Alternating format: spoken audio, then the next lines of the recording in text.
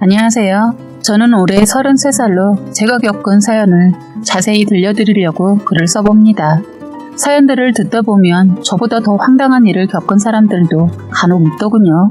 그 사람들도 정말 마음고생이 심했을 것 같아요.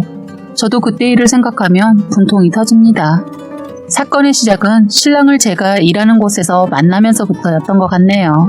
저는 30살에 피트니스 클럽에서 실내 사이클을 사용해서 운동을 가르치는 스피닝 강사로 일을 하고 있었습니다. 그 운동의 특성상 여성분들이 많이 와서 운동을 하고 남자는 거의 찾아보기 힘든데 간혹 손에 꼽힐 정도로 오기도 해요. 그때도 그랬던 것 같네요. 남자분이 없는 가운데 유독 운동을 못해서 눈에 띄었어요. 이 운동의 특성상 빠른 음악에 맞춰서 온몸을 움직이면서 해야 하는데 정말 이분은 완전 몸치라서 음악에 따라오지 못했어요. 그래서 제가 운동 중에 더 신경을 써서 알려줄 수밖에 없었습니다. 운동에 편견은 없지만 그 많은 운동 중에 몸치이면서 이것을 택한 거에 대해 궁금은 했네요. 일단 저의 회원이 되셨으니까 궁금한 것은 접어두고 하나하나 챙겨주게 되었어요. 남자 회원님은 제가 신경 써드리는 것이 고마웠는지 운동이 다 끝나면 꼭 음료수를 사가지고 와서는 강사님, 저 때문에 안 그래도 운동하시면서 교육하기 힘든데 항상 감사합니다. 여기 시원한 음료수인데 드세요. 이런 식으로 운동이 끝나면 꼭 음료수를 항상 가져다 주는 거예요.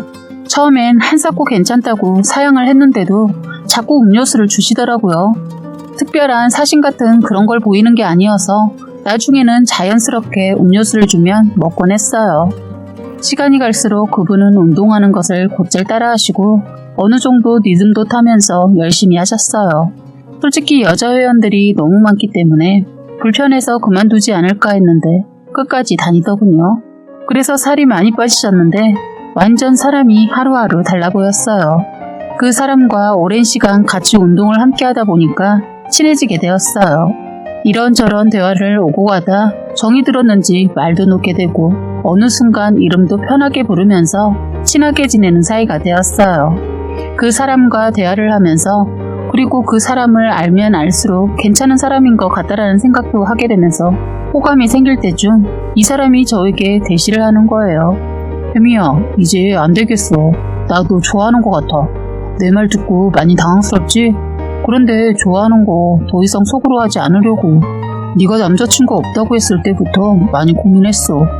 괜히 말했다가 지금 우리의 사이까지 멀어질까봐. 혹시 내가 너한테 부족하고 네 이상형은 아니지만 나랑 사귀어줄 수 있어? 나 너한테 용기 내서 고백하는 건데 내 진심 받아줬으면 좋겠어. 라고 하면서 고백을 하는 거예요. 솔직히 갑작스럽게 고백을 받으니까 당황스럽기도 하고 어떻게 해야 할지 망설였는데 그 망설임도 잠깐이었습니다. 왜냐면 아까도 글에 적었듯이 그 사람과 말을 할 때마다 느낀 것은 사람이 진국인 것 같고 나쁘지 않았기 때문이었어요. 그리고 무엇보다 저도 호감이 생겼기 때문에 서로 더 알아가는 시간을 가져보자며 사귀는 것으로 허락했습니다. 남자친구는 사귀자고 한 날부터 무진장 저에게 애를 썼어요. 그리고 다른 고백도 하더군요. 운동을 그만두고 싶을 때도 있었는데 제가 좋아지면서 끝까지 버텼다고 하더군요. 그래서 결론은 멋진 몸매도 가졌지만요.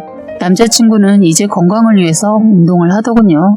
처음 저를 만날 때는 뚱뚱한 아저씨 같았는데 살이 빠지고 나니까 제 나이로 보이더군요.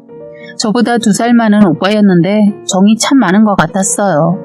매번 제가 부담을 느낄 정도의 선물은 아니지만 작으면서 유용한 선물들을 해주었어요. 예를 들어 핸드크림 이런 거요. 제가 운동을 하니까 손을 자주 씻게 되는데 그런 걸 놓치지 않고 챙겨주더군요. 거기에다 제가 좋아하는 향으로 주는 센스까지 있더라고요. 남자친구가 애쓰는 만큼 저도 노력했어요. 사랑이라는 게 혼자만의 노력으론 오랫동안 함께 한다는 게 힘든 것 같아요. 그래서 저희는 한 번도 싸움 없이 오랜 기간 연애를 했던 것 같아요. 그런데 저희끼리는 너무 좋았고 문제가 없었는데 연애 기간에 저는 남자 쪽의 부모님을 한 번도 찾아뵌 적이 없었어요. 좀 이상할 정도라고 생각하시겠지만 남자친구가 원하지 않았어요. 그래서 친구들에게 물어본 적도 있는데 그럴 수 있다고 하는 친구도 있고 의심이 간다는 친구도 있고 연애지만 안 보는 게 속편하다고 하는 친구도 있었어요. 한 친구는 아주 진지하게 그러더군요. 연애 때 괜히 남자 쪽 부모 만나봤자 피곤하기만 하다고. 절대로 이 사람이다 할 때까지, 그리고 무엇보다 중요한 건 결혼식장 들어가기 전까진 남자 쪽 부모님 만나지 말라고 하는 겁니다. 그 친구가 이렇게 말할 수밖에 없는 이유를 들어봤는데, 결혼도 하기 전에 어른들을 보고 나니까 생신 때도 명절 때도 그냥 넘어가기 뭐하다고 하더군요.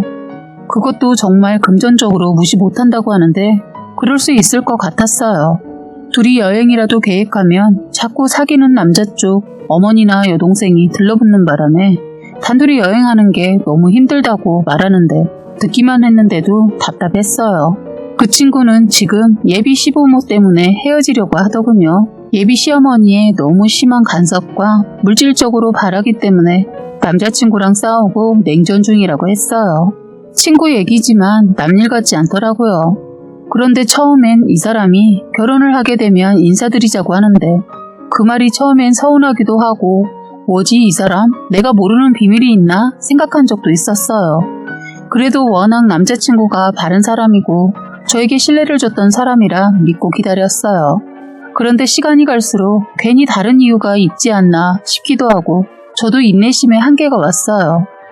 괜히 의심이 더 가더군요.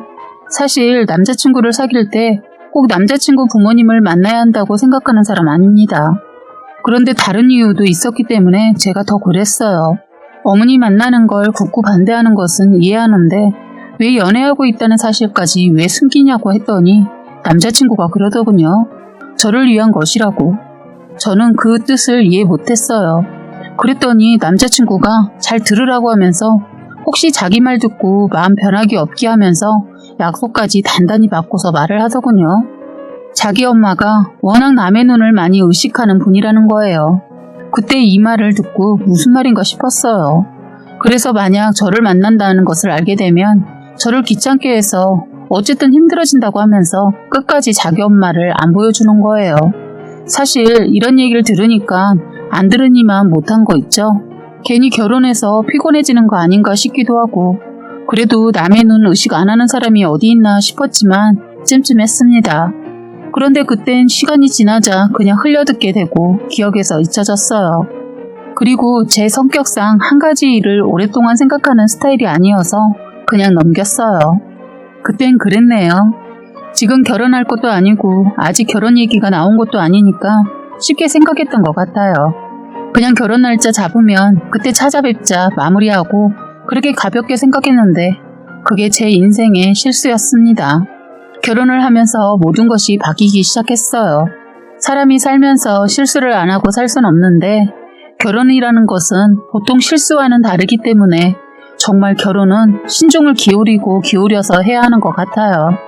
결혼이라는 게 하는 것은 쉬운데 헤어지는 것은 정말 어렵더군요.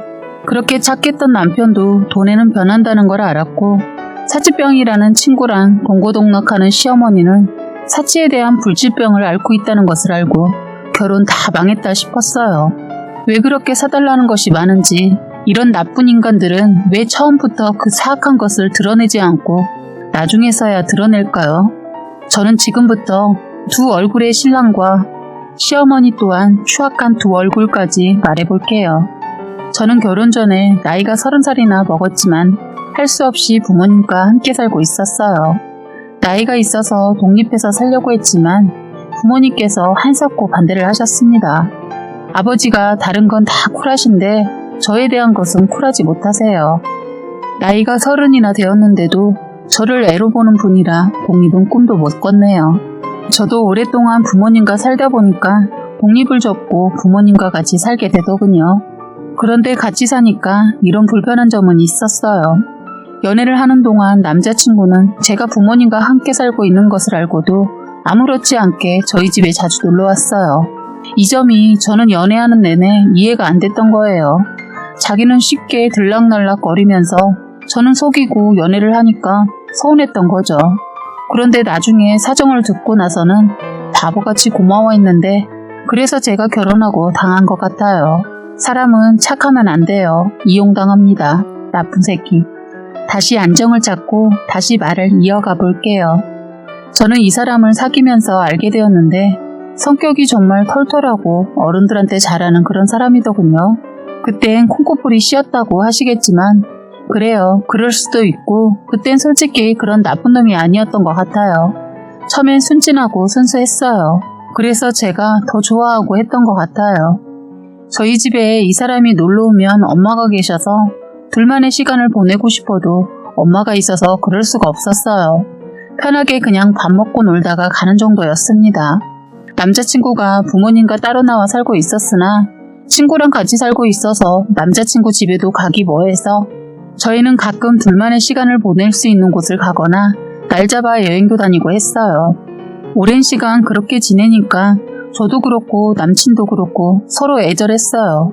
그래서 결혼을 결심했죠. 그러면서 저희는 긴 연애를 마치고 남자친구의 엄마를 소개받았어요. 처음 소개를 받은 날 예비 시어머니는 보자마자 저를 위아래로 스캔을 쭉 하시더니 좋아, 앉아. 그래도 집안이 못 살진 않나 보다. 그런데 가방은 나이가 있으니까 조금 더 값나가는 것으로 올리고 구두도 그렇네. 하면서 하나하나 코치를 하면서 제 물건들이 싸다고 나이에 맞지 않게 하고 다닌다고 하는 겁니다. 그러면서 생뚱맞게 빌딩 있는 딸치고 너무 검소하고 순수하게 다닌다고 하더군요. 그런 말을 초면에 듣는데 기분이 상하더군요. 저를 지적하는 것도 그렇고 저희 부모님이 작은 빌딩이 있다고 말하시는 것이 거슬려서 남자친구를 봤더니 당황해하면서 그거 아버님이 나한테 말해줬어 하더군요. 솔직히 저희 집에 들락거렸으니까 모를 리 없지 하고 생각하고 마음에 두지 않았어요.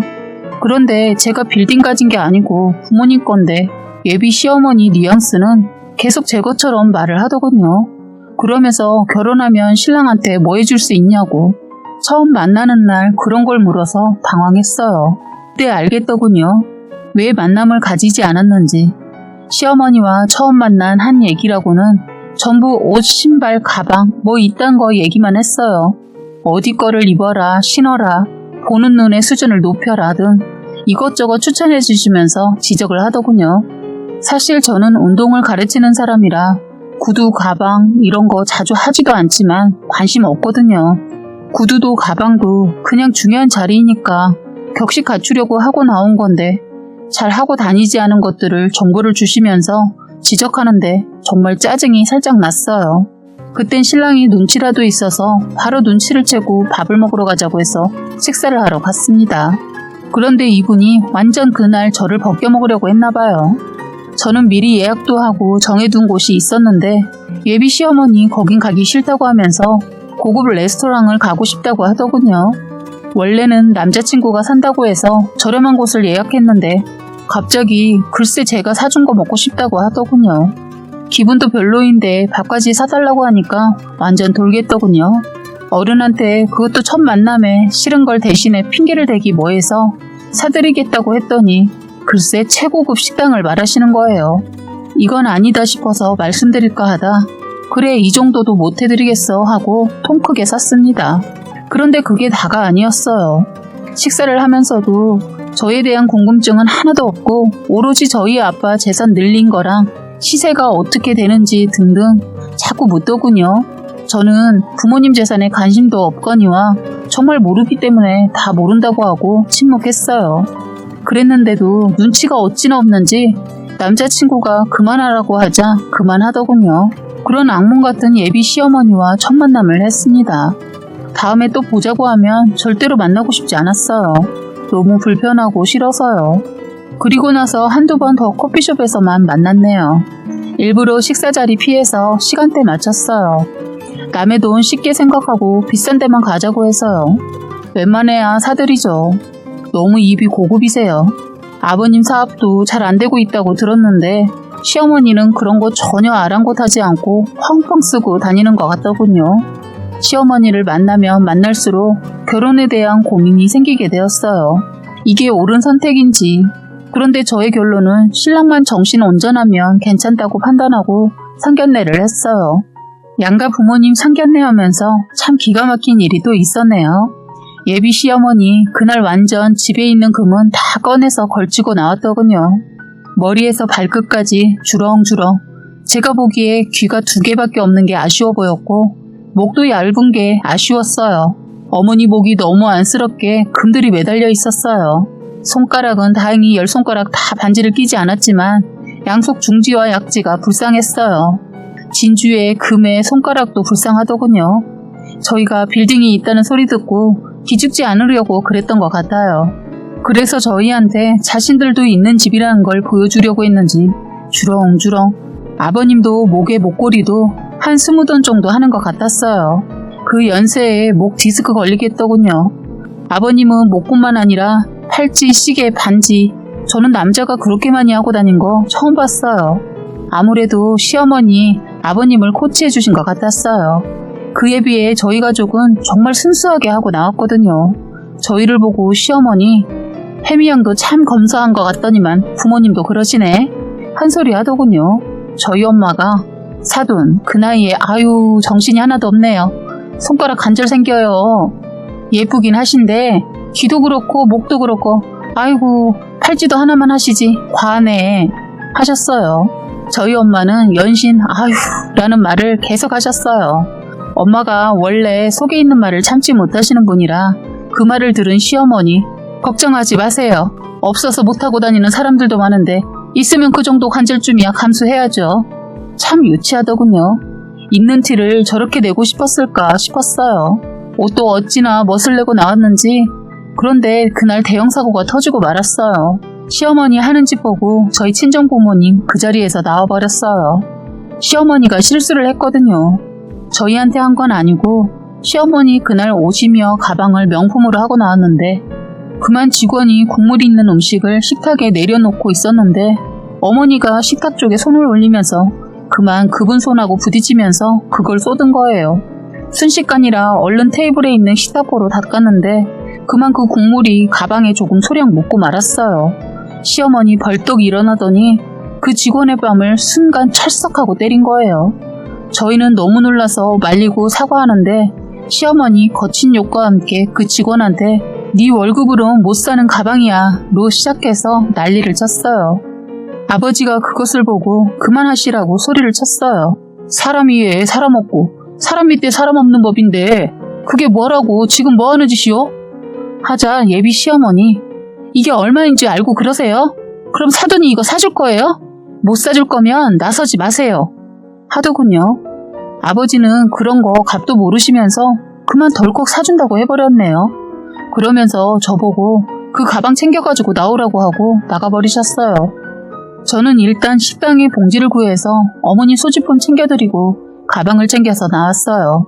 어머니도 신이 났는지 더 이상 일 벌리지 않고 따라 나오더군요.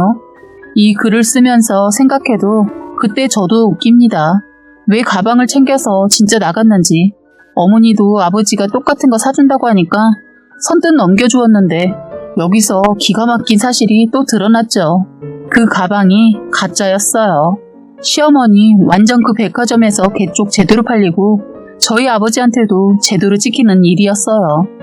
시어머니 짝퉁 휘두르고 다니면서 있는 척하며 저를 깔아뭉갰더군요. 그 일로 아버지는 결혼 반대를 하셨고 안 싸돈 인성보니 앞날이 뻔하다고 결혼 허락을 해주시지 않았어요. 저도 살짝 흔들렸습니다. 이대로 결혼해도 될까 하고요. 그런데 이게 운명의 장난일까요? 그때 아버지가 말릴 때 말았어야 하는데 아버지는 제가 임신했다는 거 알고도 결혼을 말렸어요. 그런데 애를 혼자서 키운다는 것도 그리고 죄도 없는 신랑을 버릴 수가 없었어요. 저희는 상견례 잡기 한 달 전에 이제 정말 결혼하나 보다 생각하고 아예 미리 혼수장만 한다 생각하고 피임을 안 했는데 그렇게 되었더군요. 그렇게 해서 껄끄러운 결혼을 하고 살았습니다. 결혼 이후론 서로 사돈끼리 절대 안 보고 살고 있었어요. 그런데 참 살다 이런 일이 생기네요. 이 일을 생각하면 어이가 없어요. 신랑이 애를 낳고 나니까 변하기 시작하는 겁니다. 자꾸 아빠의 건물 얘기도 하고 일 잘 다니다 사업 어쩌고 하면서 점점 아빠의 재산을 탐을 내는 거예요. 저는 그때 신랑 얼굴에서 어머니를 봤네요. 그렇게 착하고 선했던 인간이 저렇게 변하는지 사람이 욕심을 부리기 시작하면 걷잡을 수가 없나 봐요. 신랑은 저희 아버지가 경비 일을 하고 계시는 것도 못마땅했고 혹시 빌딩이 아버지 소유가 아닌데 거짓말하는 거 아니냐고까지 계속 의심까지 하더라고요. 찾겠던 사람의 입에서 나온다는 말이 창피하답니다. 그 빌딩은 저희 아버지 소유이신데 경비원 구하기도 힘들고 막상 구해도 구하면 얼마 못 버티고 나가기를 반복해서 아버지께서는 농담삼아 소는 끝까지 소인가 보다 놀지를 못하게 하네. 소는 그나마 겨울이라도 쉬는데 난 평생 일만 할 팔자인가 보다 하시면서 넋으레를 떠셨어요. 그러시면서 그래 일단은 사람 구하기도 힘들고 하니까 놀면 뭐하냐 하시면서 운동 삼아서 경비 일을 한다고 그렇게 해서 일을 하고 계신 상태였는데 그것도 모르고 저딴 말을 하더군요. 나중에는 아버지가 건강이 허락하는 이상 계속 경비 일을 하신다고 하셨어요. 저희는 말리지 않았습니다. 일을 계속 하셨던 분이 쉬시면 갑자기 아플 수도 있다는 말을 들었거든요. 그래서 말리지 않았는데 저희 아버지를 창피해한다는 말을 들으니까 정내미가 뚝 떨어지더군요. 저는 그래서 창피하면 그런 아버지가 피땀 흘려 번 재산 탐내지 말라고 못을 박았어요. 너 말하는 거 보니까 참 정 떨어진다.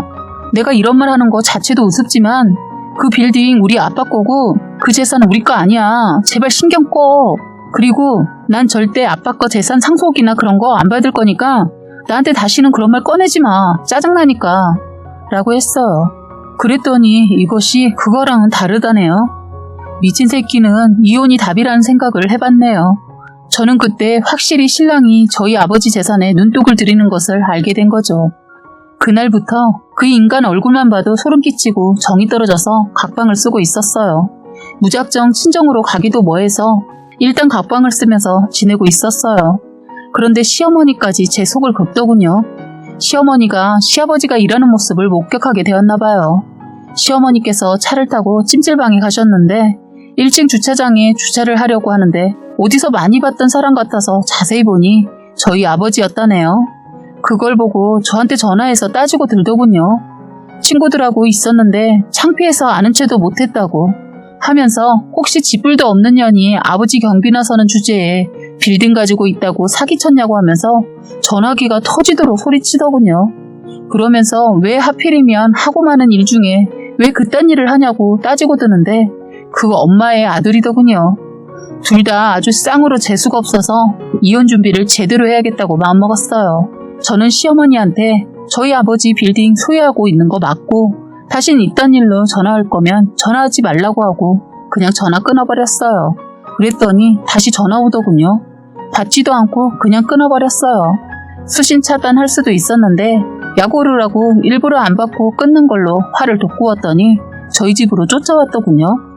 너 시애미가 웃었냐? 약이 올라가지고는 어쩔 줄 몰라 하더군요. 네, 우스워요. 했더니 뭐야 이게? 시어머니한테 말하는 것 봐. 너 지금 배는 게 없지? 하면서 제 뺨을 치려고 하길래 손을 잡고 한 소리 했어요. 저희 아버지 창피하다고 말하는 사람한테 그럼 뭐라고 해야 해요? 내 부모 욕하는데 가만히 있는 자식이 어디 있어요? 그리고 그 빌딩 제 거 아니고 아버지 건데 왜 그렇게 관심이 많고 감나무 아래서 홍시감이라도 떨어질까 입 벌리고 서 있냐고요. 거지예요? 저 자꾸 자극시키면 어머니도 이 사람도 가만 안 둬요. 라고 하면서 아까 잡았던 손을 확 뿌리쳐버렸어요. 그랬더니 저희 시어머니 뭐? 빌딩이 있고 뭐? 사는 것 같아서 결혼을 시켰더니만 그래서 이혼이라도 하겠다 이거야? 그래 해라. 자신 있으면 해봐. 난 우리 손자 못 주니까 네가 애 버리고 갈 수 있으면 해봐. 주제도 모르고 날뛰네. 야, 내가 왕년에 좀 놀았는데 너 손보는 거 어려운 거 아니야. 너 쪼그리고 살지 않으면 네가 죽을 줄 알아. 하고 자기 말 끝나자 가더군요. 저는 아무 말 하지 않고 있었어요. 시어머니가 나가자마자 핸드폰 녹음한 거 저장하고 저는 일단 짐을 챙겼어요. 그때 짐을 싸고 있는데 때마침 친정아버지께서 전화가 왔어요. 별일 없냐? 하시더군요. 그러시면서 아버지가 저때 시어머니를 보게 된 일을 말하시더군요. 저희 어머니는 저희 아버지를 보시고는 창피했는지 손에 들고 있는 핸드백으로 얼굴을 가리고 찜질방에 가더랍니다. 저희 아버지도 그때 어머니를 보셨는데 긴가민가해서 아니겠지 하고 넘어가셨던 모양이에요. 자꾸 그 일이 생각나서 저한테 무슨 일 있는지 확인자 전화를 했더라고요. 저는 너무 속상했어요. 도저히 이대로는 안 될 것 같아서 있는 그대로 하나도 빠짐없이 사실대로 아버지한테 말했어요. 아버지는 제 말을 듣고 저희 집에 한 걸음에 달려와 주셨어요. 간단한 짐을 챙겨 나오려고 하는데 원수는 외나무다리에서 만나게 된다고 어디서 그렇게 술을 처먹고 들어왔는지 모르겠지만 술에 만취가 되어서 들어오는 신랑과 아버지께서는 딱 마주치게 된 거예요. 아버지는 신랑을 보자마자 이 새끼가 멀쩡해 보여서 결혼 허락했더니만 정신나간 놈이라고 했어요. 아버지는 저희 집에 오셔서 저의 얘기를 듣기 전엔 신랑이 백수인 거 모르고 계셨다가 제 얘기를 듣고 나서 바로 그 사람을 마주치게 되자 아버지가 화가 엄청 나셨던 거예요. 큰 소리로 한심한 놈 같으니라고.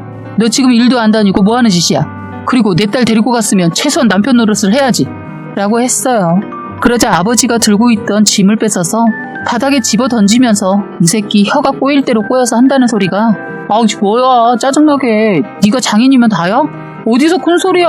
아이씨 잔소리하지 말라고. 술 먹더니 황당한 말까지 했어요. 그런데 대뜸 다들 이 집에서 한 발짝이라도 나가면 다들 죽여버린다고 하더군요. 정말 그 순간 공포스러웠어요. 아버지께 저런 인간하고 결혼해서 이런 상황을 만든 거에 너무 죄송했어요. 신랑은 아버지가 뭐 이놈아 하고 말하자 갑자기 거실에 있는 우산꽂이를 확 밀쳐버리면서 우산 하나를 꺼내 들더니 뭐라고 하면서 그 우산으로 아버지를 위협하면서 휘두르는 거예요. 그놈이 휘두르는 우산 끝에 많이 다치지는 않았지만 팔을 맞으신 거예요. 저는 말리면서 야, 이 미친놈아 지금 뭐하는 짓이야? 그 우산 당장 안 내려놔? 라고 말하기 무섭게 아버지께서는 우산을 왼쪽으로 잡으시더니 남편 싸다구를 한 대 내리쳤어요. 이미 만취가 된 남편은 뺨을 맞고서는 휘청휘청 거리더군요. 술이 떡이 되어서 자기 몸도 못 가눴어요. 그러더니 거실 바닥에 갑자기 주저앉더니 소리소리 지르면서 울면서 구석에 쪼그리고 앉아 잠이 들더군요. 아버지께서 아까 맞으신 팔이 걱정돼서 괜찮냐고 물었더니 괜찮으시다고 하시더라고요. 아버지께서는 이미 술에 만취가 되어서 저 인간과는 대화가 될 상대가 아닌 걸 아시고는 저에게 사돈 전화번호 뭐냐고 물어보시더라고요. 아버지가 시어머니께 전화하시더니 화를 잔뜩 내시면서 사돈, 당신하고 당신 아들이 나와 우리 딸 그리고 우리 집을 우습게 본 모양인데 나한테 죽인다고 협박도 하고 때리기까지 했네요. 당신 아들 감옥에 쳐넣어 버릴 테니까 그렇게 아쇼. 라면서 대뜸 전화를 하시고는 다짜고짜 영문도 없이 이런 말을 하는 저희 아버지의 말에 황당하셨던지 이 사람이 정신 나갔나? 뭐라고요? 내 아들이 왜 사돈을 때렸다는 거고 지금 밑도 끝도 없이 무슨 말을 하는 거예요? 라고 하시는데 그만 닥치고 당신들이 했던 짓거리들 내 딸한테 다 들었어. 당신네 집안이 이런 집안이었으면 절대 결혼 못하게 했을 텐데 그러시고는 한숨을 길게 내쉬면서 더 깊게 말 안 할 테니까 그만 끊습니다. 라고 하시고는 전화를 뚝 끊으시더라고요. 시어머니는 방금 전화했던 친정아버지의 폰으로 계속 전화하고 문자하고 하는데 계속 씹고 받지 않았어요. 정 안 되니 저에게도 전화 오길래 무음으로 해놓고 받지 않았습니다. 아버지께서 저한테 하시는 말씀이 너 참 이런 집에서 힘들었겠다. 진작에 아빠한테 말하지 이게 뭐냐 하면서 생전 처음으로 제 앞에서 눈물을 보이시더라고요. 정말 죄송하다고 저도 말씀드렸고 제가 불효인 것 같아서 마음이 많이 아팠습니다. 그러시고는 아버지께서는 이런 일을 겪으시고는 절대 가만히 넘어가면 안 된다고 하셔서 변호사까지 선임해서 남편을 참교육시킨다고 하셨어요. 바로 저는 그 집에서 아이를 데리고 친정집에 들어갔어요. 다음날 아침에 눈을 뜨자마자 남편에게 문자를 보냈어요. 너 어제 술이 떡이 돼서 들어와서 우리 아빠한테 했던 거 기억나냐? 이 쓰레기야. 너 같은 놈이랑 한 입을 덮고 살았다는 게 정말 내가 한심스럽다. 조만간 이혼 서류장, 고소장 받게 될 거니까 그렇게 알고 있어. 라고 문자로 보냈어요. 남편과 시어머니 상황이 심상치 않다는 걸 알고서는 전화가 왔지만 마음이 진정이 되지 않아서 계속 씹고 받지를 않았습니다. 전화가 안 되니까 저녁 8시가량 시어머니와 남편이 저희 친정집에 과일 한 바구니를 들고 찾아왔더라고요. 계속 초인종을 누르는데 처음엔 무시하고 안 열어줬는데 계속 누르는 거예요. 친정아버지께서 저 인간들 무슨 말을 하는지 한번 드러나 보자고 하시고는 그냥 문을 열어주라고 하셨어요. 들어오자마자 거실 앞쪽에 과일 바구니를 놓더니 시어머니 몸을 움츠린 채 총총걸음으로 사돈 제 아들이 죽을 죄를 졌네요. 이번 눈 한 번만 감고 쟤들 자식 민서를 생각해서 용서하고 넘어가 주세요. 라고 하더라고요. 참 웃겼습니다. 저는 제 아이 때문에 저런 인간 쓰레기 같은 집에서 다시는 살고 싶지 않아서 말했어요. 어머니, 저는 이미 마음 정리했고요. 내 딸 민서를 내세워서 이혼 못하게 하려고 하는 모양인데 이런 아빠는 제가 생각하기에는 없는 게 낫다고 생각합니다. 그리고 2번 다시 말하는데 저 사람이랑은 절대 다시 살지 않을 거예요. 이런 말 하시려고 왔다면 지금 당장 이 집에서 나가세요. 라고 말을 조금 거칠게 했어요. 남편은 그때 바로 무릎을 꿇더라고요. 여보, 내가 정말 미안해. 어제는 내가 술을 많이 먹어서 실수를 한 것 같아. 내가 아무리 어제 일을 기억하려고 했는데 기억이 나질 않네. 어쨌든 정말 미안해. 한 번만 용서해줘. 라고 했어요. 그래서 저는 그래? 네 행동을 기억을 못한다고 했지? 그래서 어제 찍어둔 영상을 시어머니와 남편 앞에서 바로 보여줬습니다. 어제 있었던 모든 일들을 보고는 시어머니도 바로 남편 옆에 무릎을 꿇더라고요. 그러면서 울면서 민서 애미야, 한 번만 늙은 날 봐서라도 용서해줘라. 그래도 민서 아빠잖아. 그러면서 눈물을 뚝뚝 흘리면서 빌더라고요. 저희 친정아버지는 참 말을 들어보니 어이가 없네. 당신을 봐서라도 용서를 해달라고? 당신 때문에 더 이혼을 하는 거야, 이 양반아. 그리고 당신이 우리 집이 조금 사는 것 같아서 결혼 승낙해줬던 모양인데 내가 내 소유 빌딩에서 경비 서는 거 보고 내 딸한테 그딴 몰상식한 행동을 해? 라고 말을 계속 하시려던 걸 이런 가증스러운 모자를 보고 아무 말 안 하고 지켜보시던 저희 친정엄마가 침묵을 깨셨어요. 저희 아버지 하는 말을 자르시고 화가 많이 나셨던지 아까 사들고 온 과일 바구니를 번쩍 들고 두 인간들이 무릎 꿇고 있는 바로 코앞에 냅다 던져버리시더라고요.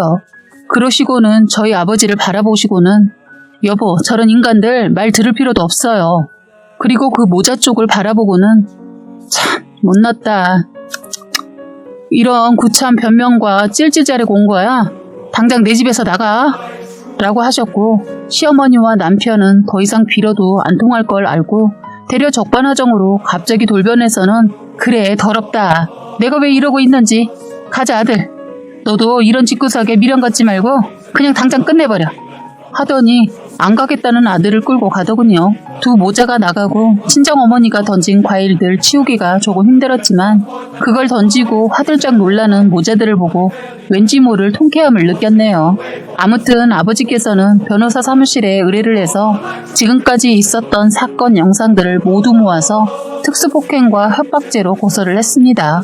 감방에 들어가게 맹세코 합의도 안 해줄 생각이고요. 정말 이런 인간들을 만난 제가 잘못이지만 제 딸 민서를 생각해서라도 이혼 꼭 할 겁니다.